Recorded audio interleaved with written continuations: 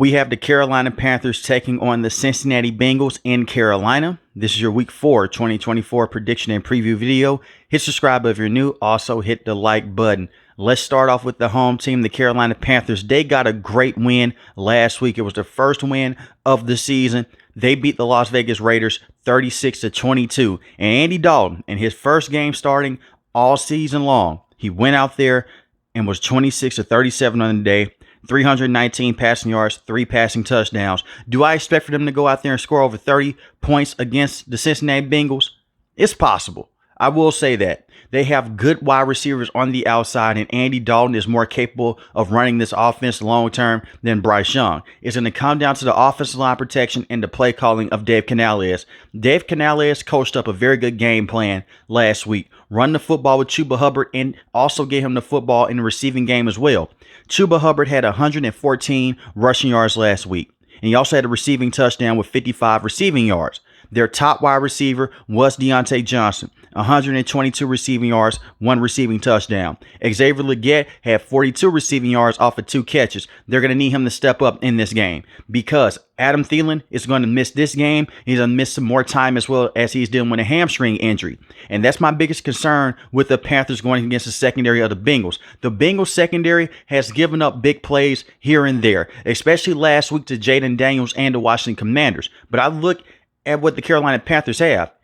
You have a guy now in Thielen. In my opinion, he's their true number one because he was their number one wide receiver last season. He knows how to gel with certain guys on the team. But Diontae Johnson is the guy. Diontae Johnson goes out there, makes the yards after the catch, is an explosive playmaker in his own right. They're going to need Xavier Legette to go out there and make some big-time plays for him as well. Be on the lookout for Jonathan Mingo to see if he can make some big-time plays in this game because they're going to need another wide receiver to play alongside Xavier Legette and Diontae Johnson. But I do trust that Andy Dalton can go out there, run a competent offense, and not turn the football over. He was a solid starter with the New Orleans Saints. He gave the Carolina Panthers big-time production last year as well when they went against the Seattle Seahawks. So be on the lookout for him to go out there and try to light up the scoreboard yet again. The offensive line played very well from tackle to tackle. They have to consistently do that as well because you're going against a tough front seven. They have Sam Hubbard and Trey Hendrickson on the opposite side for the Bengals as well. And Jermaine Pratt is a very good linebacker as well. So the key to victory here is to stretch out the field, run the football with Chuba Hubbard, and take care of the football. And to see if another wide receiving option can go out there and step up big time with Adam Thielen being out. Far as the defense for the Panthers, they looked very good last week. They did give up some big plays here and there against Gardner Minshew, but they took out Devontae Adams. They took out Brock Bowers. Those were the 2 top targets for the Raiders. And you're going into this situation with the Bengals, they have weapons across the board. With Mike Gesicki, he's a solid tight end. Jamar Chase is one of the best receivers in the league. Expect for J.C. Horn to see him for the majority of the game. And this team, they also have T. Higgins as well. He played his first game last week. He looked solid. He was rusty early on, but as the game progressed, he looked better. You have to go out there and contain the offense of the Bengals. And you have to pressure Joe Burrow up front. You don't want to get into a situation where you're blitzing Joe Burrow. Lucky for the Carolina Panthers, they have a very good defensive coordinator who one day may be a head coach in the NFL. You're going to have to see Jadeveon Clowney go out there and make big plays like how he did last week. Josie Jewell as well. Ashawn Robinson, go out there and stop the run. They're going to need to generate pressure out blitzing because Joe Burrow is one of the best quarterbacks against the blitz in the NFL. But I trust that the defense can go out there. They can cause a lot of distractible moments for the Bengals. They played solid against the Los Angeles Chargers. Their offense just wasn't good enough. And their defense was able to get a rest last week. Their defense is solid against the run, and they're also solid against the pass when the offense can put up points. But the Carolina Panthers, they have a true shot of winning this game. Don't get it mistaken. Andy Dalton last week lit up the scoreboard. He can do that on a consistent basis. He can go out there and throw a 2-passing touchdown game here and there. As long as he has that run game behind him and that coach with Dave Canales, who has done great work with Baker Mayfield and Russell Wilson in the past, I trust the Carolina Panthers to do very well in this game. I don't think that last week was just an outlier. Now let's talk about the Bengals. Man, they're struggling. They're 0-3, but it's not your typical 0-3. The Kansas City Chiefs game, it came down to a game-winning kick, pass interference, defense messed up. Last week against the Washington Commanders, they could not stop Jaden Daniels. Coach Lou went out there. He blitzed Jaden Daniels. He was doing everything in his power to try to make him get rid of the football quick, but it wasn't able to work. I think that Coach Lou is a solid defensive coordinator. Their defense has to play better, and it starts with the players up front. You have to put pressure on Andy Dalton. I'm talking about Trey Hendrickson here, who is one of the best pass rushers in the NFL. I'm talking about Sam Hubbard as well, who was good in his own right. What bothers me is that Sheldon Rankins is questionable for this game.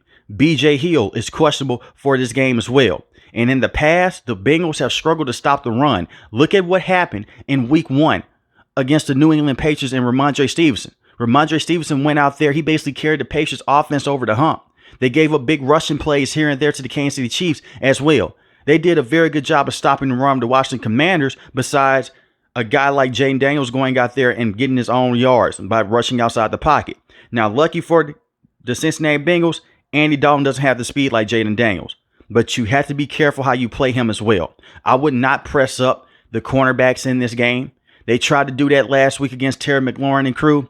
It didn't work. The thing is with Xavier Legette, he is a rookie. He has not been able to have that breakout party just yet because of bad quarterback play.